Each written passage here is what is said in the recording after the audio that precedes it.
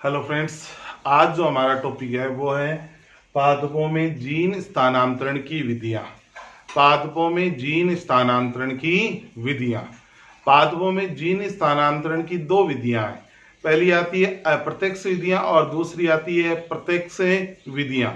आज हम जो बात कर रहे हैं वो सबसे पहले हम अप्रत्यक्ष विधियों के बारे में बात करेंगे कि जीनों का स्थानांतरण किस प्रकार से किया जाता है। तो इसमें हम पहली विधि है वो ले रहे हैं जीन स्थान वाहक निर्देशित। पहली विधि हम ले रहे हैं वाहक निर्देशित। वाहक निर्देशित या अप्रत्यक्ष जीन स्थानांतरण। जीन स्थानांतरण, अप्रत्यक्ष जीन स्थानांतरण। और दूसरी जो विधि है प्रत्यक्ष जीन स्थानांतरण। दो विधियां हैं, अप्रत्यक्ष जीन स्थानांतरण। दोनों ही विधियां इंपॉर्टेंट है ये पादपों में जीन स्थानांतरण की विधियों में, ठीक है ना। तो अब है इनमें पहली विधि है वो वाहक निर्देशित या अप्रत्यक्ष जीन स्थानांतरण की जो विधि है उसके बारे में हम अध्ययन करेंगे, ठीक है। अब इस विधि में जीनों का स्थानांतरण किसी वाहक के द्वारा किया जाता है। किसके द्वारा? किसी वाहक के द्वारा है वो किया जाएगा। ये तीन प्रकार का होता है। तो सबसे पहली वाहक निर्देशित या अप्रत्यक्ष जीन स्थानांतरण की विधि है वो आती है एग्रोबैक्टीरियम निर्देशित जीन स्थानांतरण। एग्रोबैक्टीरियम पहली विधि हम लेते हैं, एग्रोबैक्टीरियम।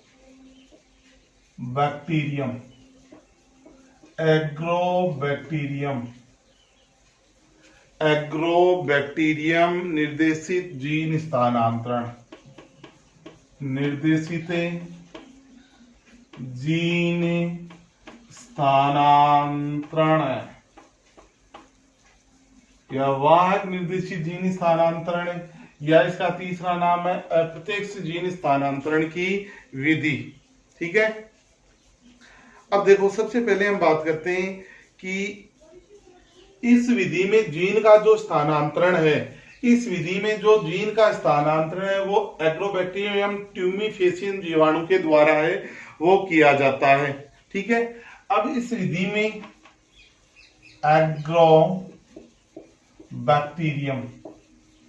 बैक्टीरियम ट्यूमीफेसियंस क्या है? ये जीवाणु। क्या है? जीवाणु है। एग्रोबैक्टीरियम ट्यूमीफेसियंस क्या है? एक जीवाणु है, मृदा जीवाणु होता है। ये वाहक है, वेक्टर का कार्य करता है। वेक्टर किसका कार्य करता है?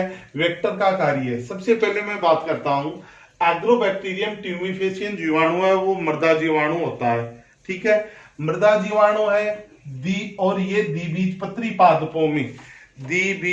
पादपों में एक रोग उत्पन्न करता है, क्राउन गॉल। कौन से पादपों में?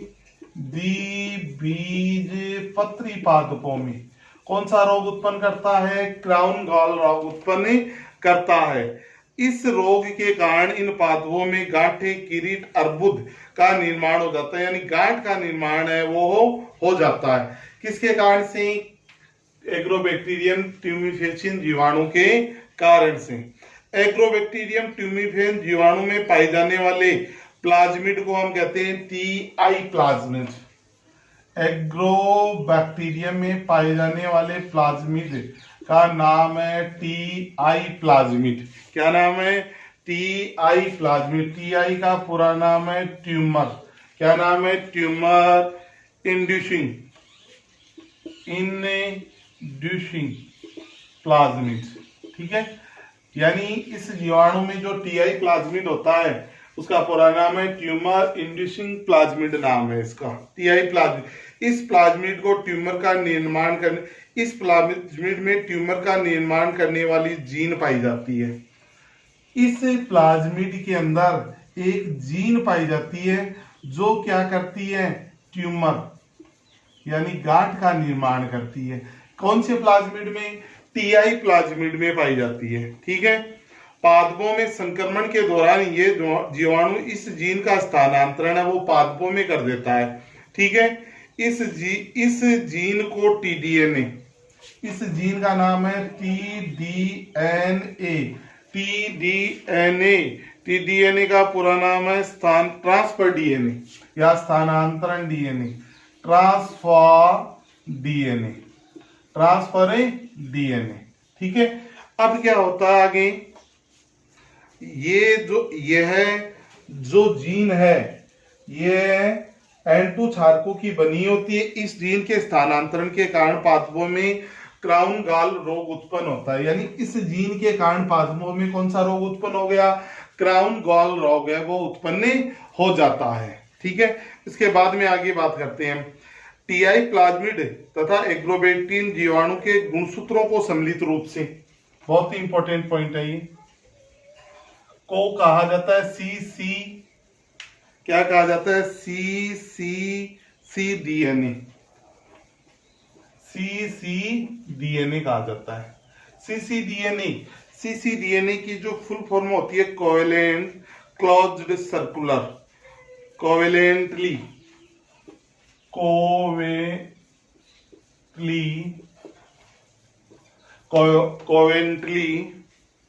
सर्कुलर, क्लोज्ड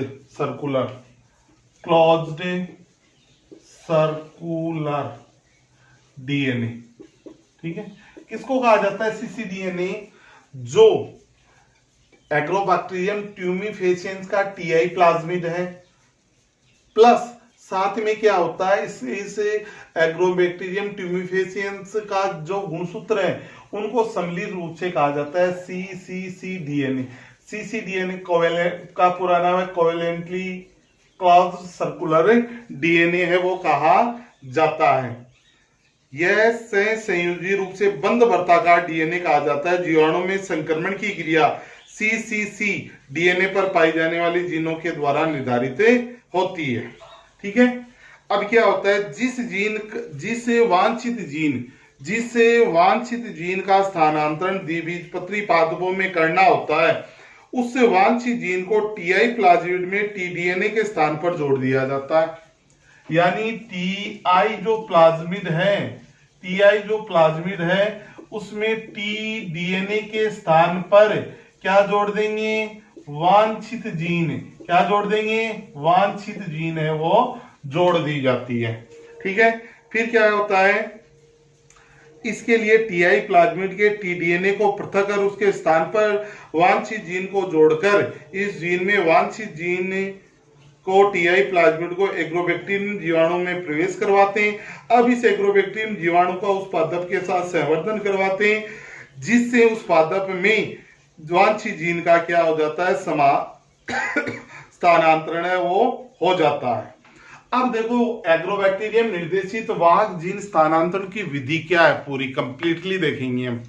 सबसे पहले हम बात करते हैं जीन स्थानांतरण की दो विधियां होती हैं, अप्रत्यक्ष जीन स्थानांतरण या वाहक निर्देशित जीन स्थानांतरण। दूसरी विधि होती है अप्रत्यक्ष जीन स्थानांतरण।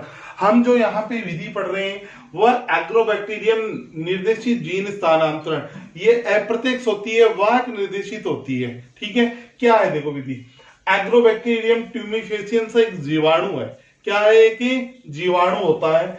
एग्रोबैक्टीरियम ट्यूमिफेसिएंस एक मृदा जीवाणु है, मृदा में पाया जाने वाला क्या है कि जीवाणु, और ये द्विबीजपत्री पादपों में एक रोग उत्पन्न करता है, क्राउन गॉल, या जिसे पिट्टिका बोलते हैं, अर्बुद बोलते हैं, ट्यूमर बोलते हैं, यानी द्विबीजपत्री पादपों में क्राउन गॉल रोग उत्पन्न करेगा ये। ठीक है, अब क्या है, इस एग्रोबैक्टीरियम ट्यूमिफेसिएंस में टीआई प्लाज्मिड पाया जाता है। टीआई का पूरा नाम है ट्यूमर इंड्यूसिंग प्लाज्मिड। ठीक है, ट्यूमर इंड्यूसिंग प्लाज्मिड पाया जाता है, और इस टीआई प्लाज्मिड में एक विशेष प्रकार की जीन होती है। क्या होती है, विशेष प्रकार की जीन होती है जो क्या करती है, ट्यूमर यानी गांठ का निर्माण करने का कार्य करती है द्विबीजपत्री पादपों में। उस जीन का नाम होता है टीडीएनए, ट्रांसफर डीएनए। क्या होता है, ट्रांसफर डीएनए। क्या होता है, ट्रांसफर डीएनए। ठीक है, ये टीडीएनए जीन है वो क्या करती है, ट्यूमर का निर्माण करती है। अब बात करते हैं टीआई प्लाज्मिड, एग्रोबैक्टीरियम ट्यूमिफेसियन का टीआई प्लाज्मिड और एग्रोबैक्टीरियम ट्यूमिफेसियन के गुणसूत्र हैं वो सम्मिलित रूप से कहलाते हैं सी डीएनए। पूरा नाम है कोवेलेंटली क्लॉज्ड सर्कुलर डीएनए कहलाते हैं। क्या कहलाते हैं? कोवेलेंटली क्लॉज्ड सर्कुलर डीएनए है वो कहलाते हैं। सहसंयोजी रूप से बंद वर्ताकार डीएनए कहा जाता है। जीवाणु में संक्रमण की क्रिया सी डीएनए पर पाई जाने वाली जीनों के कारण ही होती है। अब क्या करवाते हैं? जिस वांछित जीन का स्थानांतरण द्विबीजपत्री पादपों में कराना होता है उस वांछित जीन को टीआई प्लाज्मिड में टी डीएनए के स्थान पर जोड़ देते हैं। टीआई प्लाज्मिड है उसमें टी डीएनए जीन के स्थान पर वांछित जीन को क्या कर देंगे? जोड़ देंगे। वांछित जीन को जोड़ देंगे और जोड़ने के बाद में इससे टीआई जो प्लाज्मिड है इस टीआई प्लाज्मिड का क्या करवाएंगे? टीआई प्लाज्मिड है उसका संवर्धन करवाएंगे। अब टीआई प्लाज्मिड को टीएनए के पृथक कर उसके स्थान पर वांछित जीन को जोड़ देते हैं और जोड़ने के बाद अब इसे एग्रोबैक्टीरियम जीवाणु को उस पादप के साथ संवर्धन करवाते हैं जिस पादप में वांछित जीन का क्या करना है? स्थानांतरण करना है। अब ये वांछित जीन है उसका एग्रोबैक्टीरियम ट्यूमिफेसियन का संवर्धन करवाया उस पादप के साथ में जिससे ये जीन है उस पादप में चली जाती है। सामान्यतः वांछित जीन युक्त टीआई प्लाज्मिड वाले एग्रोबैक्टीरियम जीवाणु को टमाटर, तंबाकू, पिटूनिया, गुलाब आदि की पत्तियों वर्ताकार टुकड़ों के साथ संवर्धन करवाते हैं। पत्तियों के इन वर्ताकार टुकड़ों से एसिटोसिरेगोन रासायनिक पदार्थ निर्मित होता है। यह पदार्थ टीआई प्लाज्मिड के ओपेरेंट जीन को सक्रिय करता है। इस ओपेरेंट जीन के कारण सक्रिय होने वांछित डीएनए युक्त प्लाज्मिड पादप कोशिकाओं में से होकर डीएनए के साथ जुड़ जाता है। स्थानांतरण की प्रक्रिया पूर्ण होने के साथ रूपांतरित कोशिकाओं के संवर्धन माध्यम पर संवर्धित कर रूपांतरित पादप कोशिकाओं का चयन किया जाता है। इसके अंतर्गत आनुवांशिक रूप से रूपांतरित पादप कोशिकाओं के जीवाणुओं का टीआई प्लाज्मिड में उपस्थित जीन द्वारा ऑक्टोपिन व नोपालिन नामक ओपिन का निर्माण किया जाता है। इन पदार्थों की उपस्थिति के कारण जीन युक्त कोशिकाओं की पहचान है वो की जाती है। यानी कहने का मतलब है एग्रोबैक्टीरियम जो ट्यूमिफेसियन विधि होती है इस विधि के द्वारा क्या किया जाता है कि जीन का स्थानांतरण है वो किया जाता है। तो यह है एग्रोबैक्टीरियम निर्देशित जीन स्थानांतरण की मेथड है ये। इसके बाद में इसकी 3 विधियां थी तो इसमें हमें दूसरी विधि है वो काम बताएंगे अभी आपको। ये पहली विधि है वो कंप्लीट हो गई, एग्रोबैक्टीरियम निर्देशित जीन स्थानांतरण की विधि है। अब हम दूसरी विधि लेंगे, जीवाणु निर्देशित जीन स्थानांतरण। जीवाणु निर्देशित जीन स्थानांतरण, जीवाणु अप्रत्यक्ष विधि है ये भी। कौन सी विधि है? अप्रत्यक्ष विधि होती है ये भी। और इस अप्रत्यक्ष विधि के बारे में हम अध्ययन करेंगे। देखो इस विधि में क्या है, पादपों में वाहक के रूप में जीन स्थानांतरण के लिए डीएनए आनुवांशिक पदार्थ वाले कोलियोवायरस तथा जेमिनी वायरस का सर्वाधिक उपयोग है वो किया जाता है। इसके अतिरिक्त जो रिट्रोवायरस, सेंटीवायरस, एडिनोवायरस आदि वायरस को भी आनुवांशिक अभियांत्रिकी में जीन स्थानांतरण के लिए वाहक के लिए काम में लिया जाता है। इसके लिए जेमिनी वायरस है,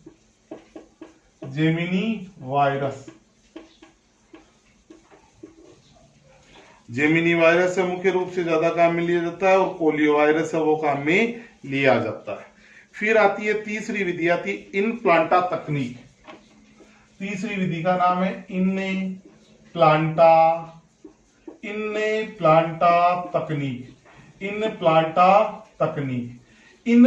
तकनीक है वो क्या होती है? देखो इस विधि में एग्रोबैक्टीरियम जीवाणु को पादप के बीजों के साथ रखकर या अंकुरित बीजों के भ्रूण में उपस्थित शीर्ष विभजोतक को एग्रोबैक्टीरियम जीवाणु में संक्रमित करवाकर जीन का स्थानांतरण कराया जाता है। इस विधि में वांछित जीन सीधे ही पादप में प्रवेश करवाते हैं, अतः इसे इनप्लांटा तकनीक है वो कहते हैं। यानी सीधा सा क्या कहने का मतलब ये है कि जो इनप्लांटा तकनीक है इसमें क्या करवाते हैं, एग्रोबैक्टीरियम जो जीवाणु है एग्रोबैक्टीरियम जो मृदा जीवाणु होता है, इसका संवर्धन है वो बीजों के साथ करवा देते हैं, और बीजों के साथ करवाने से क्या होता है, सीधे ही जो एग्रोबैक्टीरियम जीवाणु है वो बीजों के अंदर है समावेशित हो जाएगा। इस विधि का नाम होता है इनप्लांटा तकनीक। इनप्लांटा का मतलब है सीधे ही पादपों में जीनों का स्थानांतरण किया जाता है। इस विधि का नाम होता है इनप्लांटा तकनीक कहते हैं इसे। क्या बोलते हैं, इनप्लांटा तकनीक है वो कहा जाता है। तो ये है इनप्लांटा तकनीक।